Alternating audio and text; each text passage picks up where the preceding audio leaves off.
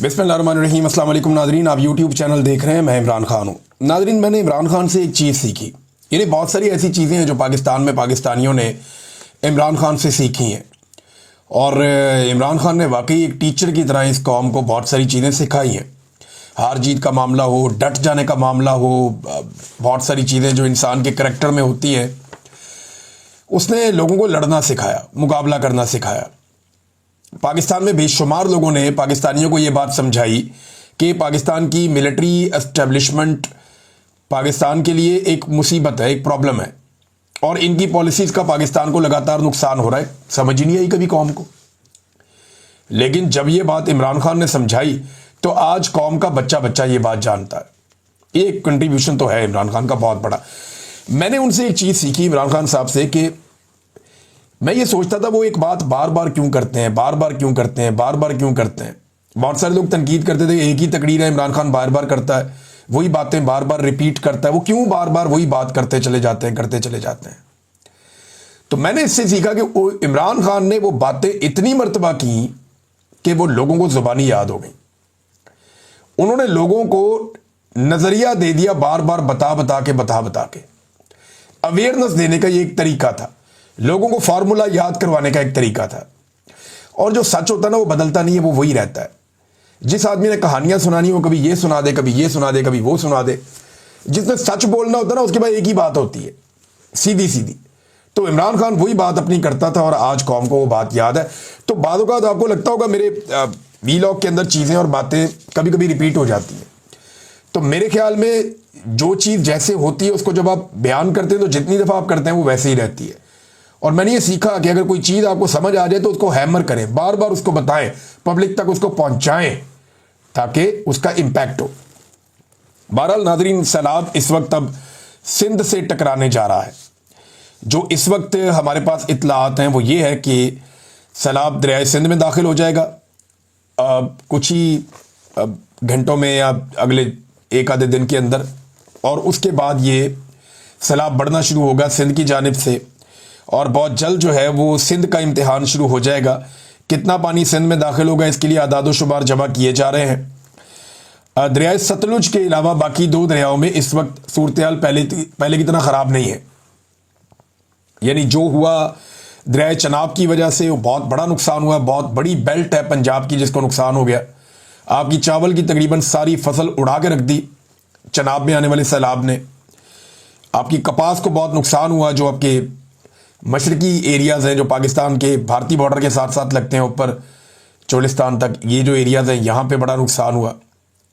कपास का नुकसान हो गया, चावल का नुकसान हो गया, जो आपकी मकई थी उसका नुकसान हो गया, जानवरों के चारे का नुकसान हुआ, सब्जियों का बहुत नुकसान हुआ। तो ये गन्ने का बहुत नुकसान हुआ। बल्कि ये अभी जब शुगर का सीज़न आएगा तो आपको पता चलेगा कि गन्ने का कितना नुकसान हुआ। बहरहाल ये सैलाब अब सिंध की तरफ बढ़ रहा है, लेकिन दरियाए सतलुज के अंदर सैलाब में कमी नहीं आ रही। अभी भी वार्निंग्स जारी की जा रही हैं कि भारत से दरियाए सतलुज में मजीद पानी आने वाला है। और एक और वार्निंग जो है पाकिस्तान का जो मेट ऑफिस है या जो महकमा मौसमियात है उन्होंने जारी की है कि दोबारा से बारिशों का एक सिस्टम बनने जा रहा है। जो हालात वाक़यात लग रहे हैं फ़िज़ा के वो ऐसे हैं कि एक मरतबा फिर से बारिशों का एक सिस्टम बनेगा, और पंजाब में और जो खैबर पख्तूनख्वा के बालाई इलाके हैं वहाँ पे दोबारा से बारिशें होगी, और वो पानी दोबारा से तेज़ी से जो नशेबी इलाके हैं उनकी तरफ आएगा। तो ऑलरेडी ये पानी बहुत ज़्यादा है। अब अल्लाह ताला से दुआ है कि वो बारिशें थोड़ी डिले हो जाए। अगर वो बारिशें आगे चली जाएंगी तो ये पानी निकलने के बाद वो पानी आएगा तो वो फ्लो में हम निकल जाएंगे। लेकिन अगर एक साथ दरियाओं में पानी आया तो पाकिस्तान के लिए, पाकिस्तानियों के लिए एक नई मुसीबत और मुश्किल पैदा हो जाएगी। गुजरात शहर के नादरीन में मनादिर देख रहा था, बहुत ही अजीब है, बहुत अजीब मनाजिर हैं जो गुजरात शहर में नजर आ रहे हैं। 4 दिन हो गए पूरा शहर डूबा हुआ है। वहाँ के जो सीनियर सहाफ़ी हैं वो ये बता रहे हैं कि कभी आज तक तारीख में उन्होंने ऐसा नहीं देखा। इनको 30-30 साल हो गए हैं। कई जो हैं वो इससे पहले से जर्नलिज्म कर रहे हैं। वो ये बताते हैं कि हमने 3-3 दहाइयाँ हो गई जर्नलिज्म को, हमने आज तक कभी 90s से हम कर रहे हैं सहाफ़त, हमने गुजरात को कभी ऐसे नहीं देखा। पूरा शहर जो है वो एक बैड गवर्नेंस की मिसाल बना हुआ है। और ये सारा कुछ क्यों हो रहा है कि डीसी, कमिश्नर, ये जितने भी ओहदेदार थे ये सारे के सारे और कामों में लगे हुए थे। इनकी सारी तवज्जो ये थी कि मरियम नवाज को खुश करना है तो पीटीआई के घरों पे छापे मारो, एस्टेब्लिशमेंट को खुश करना है तो इसको गिरफ्तार करो, उसको अंदर डालो, उसको अगवा करो, उस पर मुकदमा बनाओ। ये इन्हीं कामों में लगे रहे और कोई महकमा भी अपना काम नहीं कर रहा था। देखें, किसी जिले का अगर डीसी सो जाए ना या तवज्जो देना छोड़ दे तो सारे महकमे नीचे सो जाते हैं। यही बेड़ा गर्क हुआ कि किसी महकमे ने अपना काम नहीं किया। जहां कचरा था वहीं था, जहां ब्लॉकेज थी वो वहीं थी, सीवरेज का निज़ाम कहीं ख़राब था तो वो वहीं पे था, कोई काम अगर होने वाला था तो वो वहीं रुक गया। और उसकी वजह से अब जो गुजरात शहर है पूरा का पूरा डूबा हुआ है। वो स्टेडियम के मनाज़िर आप देखें, पानी खड़ा है, तालीमी इदारे उनमें पानी खड़ा है, गलियों में सड़कों पे हर तरफ कश्तियां चल रही हैं, पानी खड़ा है। गुजरात के साथ तो पहले कभी ऐसा नहीं हुआ। पता नहीं किस बात का बदला लिया जा रहा है। ये जो पंजाब हुकूमत है इसने पंजाब का बेड़ा गर्क कर दिया है। बेड़ा गर्क करना जो है ना, एक वर्ड अगर कहीं सही इस्तेमाल होता है तो वो यहीं पे होता है। पूरे पंजाब का बेड़ा गर्क कर दिया उन्होंने, हर चीज डूब गई पानी के अंदर। ये इनकी काबिलियत। आज 4 दिन के बाद भी वहां कश्तियां ही चल रही हैं और ये बारिश का पानी है, कोई सैलाब नहीं आया कि पीछे से पानी दरियाओं का निकल के आ गया, नहीं, बारिश का पानी है, लेकिन निकालने का सिस्टम ही कोई नहीं है। अब कह रहे हैं जी अगले 18 घंटे में 20 घंटे में निकल जाएगा। भाई 4 दिन से आपने निकला, मरियम नवाज ने वहां पे दौरा किया, मरियम नवाज को मामू बना के वापस भेज दिया उन्होंने, ब्यूरोक्रेसी ने। वो उनका सिर्फ ये जिम्मेदारी है कि 4 अच्छे टिकटॉक बन जाए मरियम नवाज के, वो राजी हो जाती हैं। अवाम मर रही है, परेशान है, अवाम के हालात बहुत बुरे हैं, कोई फर्क नहीं पड़ता। 4 टिकटॉक आप अच्छे बना दें, मरियम नवाज उस ब्यूरोक्रेट से बहुत खुश होती हैं जहां पे टिकटॉक ज्यादा अच्छे बनते हैं। तो ब्यूरोक्रेट को मेरा मशवरा, अगर मरियम नवाज को खुश रखना है, बच्चे जमा करें मासूम शक्लों वाले और गरीब दिखने चाहिए, औरतें जमा करें जो रोना शुरू हो जाए मरियम नवाज को देखकर और वो गले लगें और वो रोएं, इस तरह की औरतें जमा करें। कुछ ऐसे गरीब लोग जमा करें जो आंसू बहाएं और मरियम नवाज के सामने सर झुका के नीचे आंखें करके रहें और उनके साथ वो खड़ी होकर बातें करें। और थोड़ा सा रेस्क्यू का एक थोड़ा सा डेमोन्स्ट्रेशन आपने देना, तो ये ब्यूरोक्रेट मौज करेगा मरियम नवाज के दौर में, क्योंकि ये वो सारे एलिमेंट हैं जिनसे टिकटॉक बहुत अच्छा बनता है और ये टिकटॉक बनाने पे ही लगे हुए हैं सारे के सारे। ये देखें ना, तस्वीर आपको मैं दिखाता हूं, ये तस्वीर देखें आप, ये कैसी शानदार तस्वीर है। इसमें ये कैमरामैन लेट लेट के अपनी ड्यूटी कर रहा है। मरियम नवाज साहिबा को औरतों और बच्चों के बीच में बैठाया गया और कैमरामैन जो है वो एक गद्दे के ऊपर लेट के पीछे की तरफ वहां से एंगल बना के मरियम नवाज की कवरेज कर रहा है और मरियम नवाज का चेहरा दूसरी तरफ रखा है ताकि लगे कि नेचुरल है, कि मरियम नवाज तो उधर देख ही नहीं रही थी, वो कहीं और देख रही थी, तो अचानक से मरियम नवाज की वीडियो बन गई। ये है टिकटॉक बनाने का असली तरीका। कैमरामैन बेचारे वो जूतों समेत चढ़े हुए हैं बिस्तरों के ऊपर, मरियम नवाज नंगे पांव है क्योंकि उनका टिकटॉक बन रहा है। कैमरामैन जो है वो नहीं बिस्तरों पे जूतों समेत है और जमीन पे लेटा हुआ पीछे की तरफ और वीडियो बना रहा है। 4-4 कैमरे ले गए, ये घुस जाती हैं खैमों के अंदर। 7 इनके जो है वो इनकी टीम भी होती है और टिकटॉक्स बन रहे हैं, धड़ाधड़ बन रहे हैं। पता नहीं किस बात का फोबिया है, किस बात की परेशानी है, कुछ ज़हनी मर्ज है, मेरी समझ से बाहर है। ये कोई एहसास कमतरी है जो पूरी कौम इसकी सजा भुगत रही है। ये एक तस्वीर के अंदर सारी कहानी है। ये आप दुनिया के किसी भी जी शऊर शख्स को दिखाएंगे तो वो बंदा सर पकड़ के बैठ जाएगा, तो भाई वाकई इसको हुक्मरान बना दिया है। लेकिन बना दिया भाई अगलों ने, बनाने वालों ने। ये एक और चीज़ आप देखें, ये देखें, ये डीसी है मुजफ्फरगढ़ के, इन्होंने पहले भी बहुत सारे कारनामे किए। ये वही है शायद जो एक दिन पेंट कोट पहन के तो हाथ में ट्रंक लेके खड़े हो गए थे। बहुत अजीब अजीब काम इन्होंने किए। ये अब लोगों को रोटी देता है और रोटी देने के बाद उन्हें एक तस्वीर दिखाता है डब्बे के ऊपर और उन्हें याद दिलाता है कि ये रोटी तुम्हें किसने दी है। और फिर जब वो भूखा शख्स इसको ये जवाब देता है ना कि ये रोटी मुझे मरियम नवाज ने दी है, तो फिर वो डीसी उसको वहां से जाने देता है। घटियापन की इंतहा आप चेक करें कि एक भूखा आदमी जिसको खाने के लिए रोटी चाहिए, उसके बच्चे पीछे इंतजार कर रहे हैं, उसको 6 रोटियां देता है। उसे कहता है कि ये तुम 3 लोगों के लिए 6 रोटियां मैं दे रहा हूं, पीछे उसके बच्चे भी हैं जिन्होंने खाना खाना है। उसको कह रहा है सालन भी ले लो, ये रोटी ले लो, लेकिन ये तस्वीर देखो और मुझे बताओ कि ये रोटी तुम्हें किसने भेजी है। जब वो मरियम नवाज का नाम लेता है तो फिर उसको जाने की इजाजत देता है। पता नहीं कहां से मेरे भाई ने CSS किया है। खुदा के लिए इन लोगों की तजलील ना करें। वो ये गरीब लोग नहीं हैं, मांगने वाले नहीं हैं, ये बेचारे मुसीबत के मारे हैं। आप लोगों की बैड गवर्नेंस और मिसमैनेजमेंट का शिकार हो गए ये लोग। ये तो सफेद पोश लोग हैं, बेचारे फंस गए हैं, वरना ये तो इनके घर कोई आए तो मेहमान नवाजी करने वाले लोग हैं, ये लोगों को खिलाने वाले लोग हैं। आप खुदारा इन लोगों की तजलील ना करें, इनकी बदवाएं ना लें। ये कभी भी आपकी ऐसी हरकतों के बाद शरीफ खानदान को वोट नहीं देंगे, ये मेरे से आप लिख कर ले लें। ये लोग मांगने वाले, हाथ फैलाने वाले लोग थोड़ी हैं। इन सफेद पोशों का आप मजाक उड़ा रहे हैं, आपकी अपनी काबिलियत पे मुझे शक हो रहा है। फॉर गॉड सेक थोड़ा सा सोचिए, थोड़ा सा सोचें, अकेले बैठकर सोचें कि आपको किस बात की जल्दी है। क्या मरियम नवाज आपसे नौकरी छीन लेगी?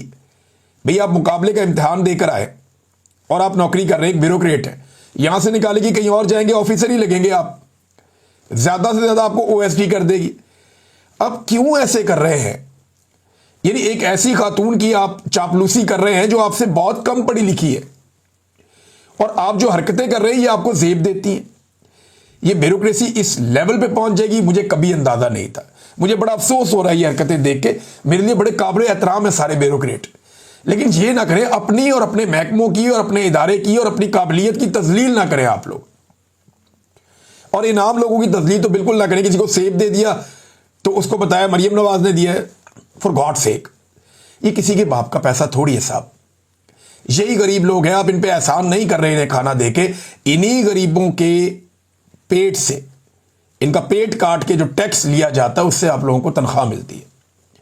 यही लोग मेहनत करते हैं, हल चलाते हैं, अनाज उगाते हैं, वो अनाज बिकता है, उसमें से टैक्स निकलता है, इनसे पैसा वसूल किया जाता है हर चीज की मद में, उससे साहब आपको तनख्वाह मिलती है। आप कपड़े पहनते हैं, जूते पहनते हैं, आपके बच्चे स्कूलों में जाते हैं, आप अपने घर में सामान लेकर जाते हैं, आप खाना खाते हैं, इन्हीं के पैसों से सरकार को तनख्वाह मिलती है, सरकार चलती।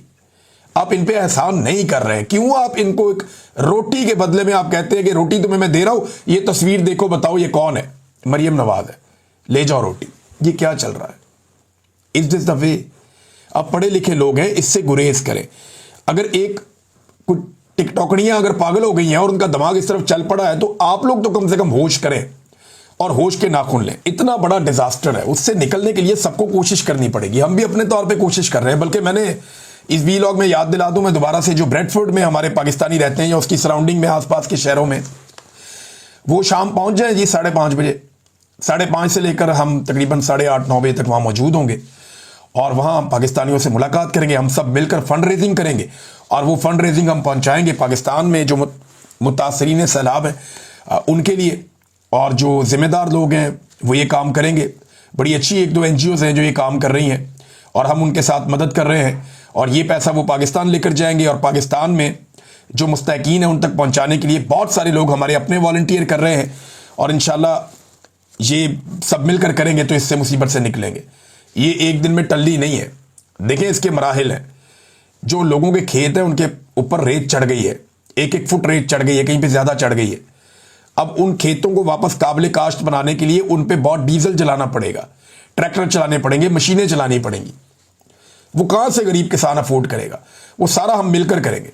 तो इसलिए हम दोबारा इकट्ठे हो रहे हैं आज के दिन में, एतवार के दिन में ब्रेडफोर्ड में आ रहे हैं। 5:30 बजे से लेकर रात 9 बजे तक हम वहां पे होंगे। तो पाकिस्तानियों से गुजारिश है वहां पे आए और हमारे साथ मिलकर ये फंड रेजिंग के अंदर हिस्सा लें। नाज़रीन ये देखें ना, हर दूसरे दिन एक तस्वीरों वाला खाना जारी कर देते हैं कि ये देखें हमने लोगों को खाना खिलाया। वो छोटे छोटे डब्बे, उनके ऊपर मरियम नवाज का फोटो लगा हुआ है। ये अवाम के टैक्स के पैसों का है ना, मैं वही बात कर रहा था। अवाम के टैक्स को पैसों का है, ये सरकार का पैसा है, अवाम का पैसा है। इससे कोई जाती तशहीर नहीं कर सकता। अगर जाती तशहीर करनी है तो आप अपने जाती पैसे को लें, उसके जरिए से आप कर लें, या आप अपनी कोई NGO बना लें, उसके जरिए से आप कर लें, या कोई अपना जाती कोई मिशन खड़ा कर दें, उसके जरिए से आप कर लें। अब आपको एक जाली हुकूमत दे देगी, उसके जरिए से आप ये करेंगे तो ये तो ज्यादती है। आटे की कीमत में नाज़रीन ये देखें सैलाब आने के बाद क्या हालात बन गए हैं, ये जरा आप देखें। ये पूरी एक रिपोर्ट है मेरे पास कि आटे की कीमत कहां से कहां पहुंच गई है। बल्कि अभी मैंने आपको एक खबर और देनी है, बड़ी खौफनाक खबर है। लेकिन मुल्क में 2 हफ्तों में आटे की कीमत में 34 से 57% तक इजाफा हो गया। बन्नू में जो आटे की कीमत में इजाफा हुआ वो 885 रुपए का इजाफा हुआ 20 किलो के थैले के ऊपर। पेशावर में 850 रुपए का, लाड़काना में 800 रुपए का, हैदराबाद में 75 रुपए का, और जो सबसे कम हुआ वो हुआ जी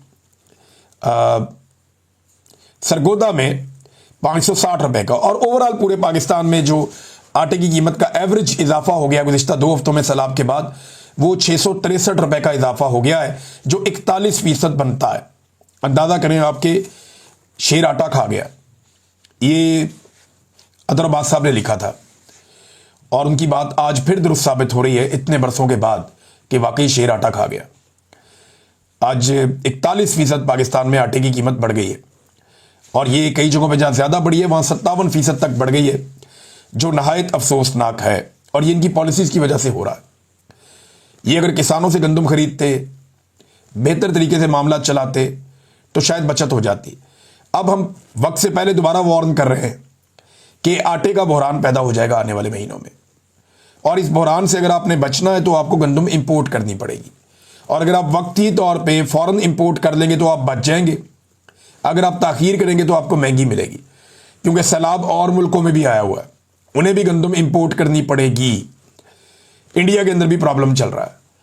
इंडिया शायद मैनेज कर लेगा, बहुत बड़ा मुल्क है, या हो सकता है उन्हें इंपोर्ट करना पड़े, या हो सकता है उन्होंने जो अपनी गंदम है उसको ऐसे स्टोर किया हो कि उनकी बच जाए।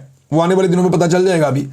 लेकिन पाकिस्तान को इजाफी गंदम की ज़रूरत पड़ेगी और उसके लिए पाकिस्तान को अभी इक़दाम करने चाहिए। नाज़रीन, ये 2 मनाज़िर मैं आपको बताता हूँ। एक तो मैंने वीडियो देखी, मेरे रोंगटे खड़े हो गए देख के। यहाँ पे कुछ एक कश्ती के अंदर लोग जा रहे थे, उन्होंने देखा खातून डूब रही है, उसको जाके बचाया तो वो हवास बाख्ता थी। वो औरत ने इशारों से बताया कि वहाँ मेरी बहन डूब गई है और उसके साथ एक बच्चा भी छोटा, ऐसे हाथ से बता रही थी वो। बड़ी तकलीफ हुई मुझे वीडियो देख के। लोग बहुत मुश्किल में हैं। इनके लिए तो ये एक एंटरटेनमेंट है ना, अमीरों के बच्चों के लिए। ये जो बड़े बड़े ताकतवर लोग हैं, बड़े बड़े सियासी खानदानों के चश्मो चिराग, जिन्हें प्लेट के अंदर रख के सोने के चमचे के साथ इक़्तिदार दे दिया गया, इनकी घुट्टी में इक़्तिदार पड़ा हुआ था। ये बच्चे देखे ना, इनके लिए तो ये एंटरटेनमेंट है। ये तो खुश होके जाते हैं, खिलखिलाते हैं। इनके लिए तो स्टेज बनते हैं, टिकटॉक्स बनते हैं। लेकिन उस औरत के बारे में सोचे कि वो तनहा पानी के बीच में डूब रही थी, उसको वहाँ रेस्क्यू किया गया। उसने कहा मेरी बहन भी है और मेरा वहाँ पे एक बच्चा भी है हमारा, और वो नहीं मिल रहा। और वो इशारों में बता रही थी, उससे बोलने के काबिल भी नहीं थी बेचारी। अब ये जलालपुर पीरवाला में दरिया चनाब में सैलाब मुतासरीन की कश्ती डूब गई। एक खातून और 4 बच्चे डूबकर जाँ बहक हो गए हैं। और ये जो बच्चे थे ये 7 साल से कम उम्र के थे। कश्ती में 20 से ज़्यादा लोग सवार थे, यानी कश्तियाँ ही अवेलेबल नहीं है, हुकूमत मदद ही नहीं कर रही। एक कश्ती में 20 लोग से ज़्यादा थे, वो कश्ती डूब गई। 4 बच्चे फौत हो गए, एक खातून फौत हो गई, बाकी लोगों को रेस्क्यू किया गया। और सेम टाइम में आप ये देखें कि नवाज शरीफ की पार्टी के रहनुमा फैसल जबवाना के बारे में एक खबर आती है कि सैलाब का जायजा लेने के लिए वो निकले, उनकी कश्ती खराब हो गई। फौरी तौर पर दूसरी कश्ती से उन्हें रेस्क्यू कर लिया गया। यहां आम आदमी को रेस्क्यू के लिए एक कश्ती अवेलेबल नहीं है, और वहां जो है क्योंकि वो सरकार है तो उनकी कश्ती खराब हो जाए तो दूसरी कश्ती फटाफट आ जाती है रेस्क्यू करने के लिए। कितना फर्क है। जितनी कश्तियां मरियम नवाज को शो ऑफ करने के लिए दिखानी पड़ती हैं ना रोजाना की बुनियाद पे, जहां ये पहुंचती हैं कश्तियां पहले पहुंचाई जाती हैं, वहां रेस्क्यू वाले एक ड्रामा क्रिएट करके दिखाते हैं। तो जितना मरियम नवाज के दिखाने के लिए कश्तियां लगाई जाती हैं, ये रेस्क्यू पे लगाई जाती हैं, तो बहुत सारे लोग अभी तक रेस्क्यू हो जाते हैं। लेकिन बदकिस्मती है पाकिस्तान की। एक और नादरीन ये खबर आई है, और ये बंदा भी आप देख लें, बल्कि एक कच्चे का एक डाकू है और इसने चैलेंज कर दिया। चैलेंज इसने ये किया कि इसका भाई जो है वो पकड़ा गया था और उसको 17 साल की सजा हो गई थी। अब ये कहता है जी बंदे निकाल के ना जेल से मारे जा रहे हैं, तो मुझे खतरा है मेरे भाई को भी मार देंगे। तो इसने 11 बंदे अगवा कर लिए मोटरवे से। अब ये वीडियो वायरल हो गई है। वो कहता है जी मैं बंदे तब छोड़ूंगा मेरे भाई को छोड़ोगे, और चैलेंज कर रहा है सरेआम। ये वीडियो एक आई हुई है, देख लें आप।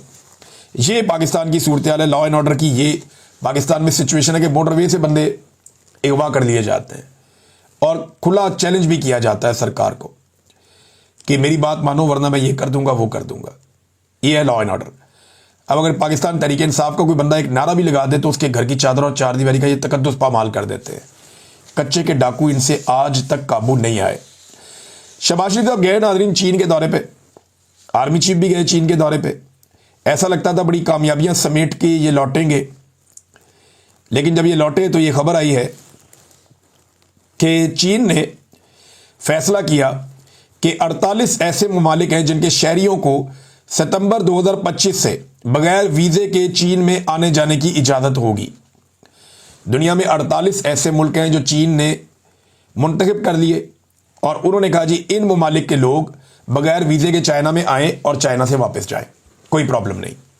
और 1 सितंबर से उनके लिए खोल दिया कि जाओ बगैर वीज़े के चीन का चक्कर लगा के वापस आ जाओ। लेकिन पाकिस्तान को यह सहूलत नहीं दी। दावे हमारे किस तरह के हैं और काम देखें किस तरह के हो रहे हैं हमारे साथ। दावे हमारे हुक्मरान ऐसे करते हैं कि हमने सबसे कामयाब दौरा किया और नतीजा ये है कि दुनिया भर को इजाज़त मिल रही है, पाकिस्तान को नहीं मिली। हालांकि हिमालय से ऊंची, समंदर से गहरी और शहद से मीठी दोस्ती बकौल हमारे हुक्मरानों के हमारी चीन के साथ है। तो मुझे हैरत होती है। और वहाँ पे शहबाज शरीफ साहब ने जिस तरह ज़बरदस्ती तवज्जो हासिल करने की कोशिश की है चीन के दौरे में, वो बड़ा ऑड लग रहा था और ऐसा लग रहा था कि हम बहुत हल्के लोग हैं और हमें तवज्जो चाहिए, जैसे भी करके कोई वीडियो बन जाए हंसने का। एक ये इस तरह हंसने से, कैका लगाने से, इससे कॉन्फिडेंस शो नहीं होता। इससे लोग आपको हल्का समझते हैं और बहुत ही हल्के लोग हैं, ये एटमी कुव्वत कैसे बन गए, बहुत ही हल्के लोग हैं, ये तो डिजर्व ही नहीं करते। तो आपका ये इंप्रेशन बनता है। एक हुक्मरान जो है उसका एक डेकोरम होता है, उसकी एक सेल्फ रिस्पेक्ट होती है, लेकिन चंद तस्वीरों और वीडियोस के चक्कर में इन्होंने वो भी गवा दी अपनी। तो ये उससे बाहर ही नहीं निकल रहे इमरान खान के फोबिया से। इनकी आधी जिंदगियां गुजर गई इमरान खान से लड़ते हुए, बाकी आधी जिंदगियां इनकी गुजर जाएंगी इमरान खान जैसा बनने के चक्कर में, उसकी नकल उतारते हुए। और यही असल बात है। अब तक के लिए इतना ही। अपना ख्याल रखिएगा, अपने चैनल का भी। अल्लाह हाफ़िज़।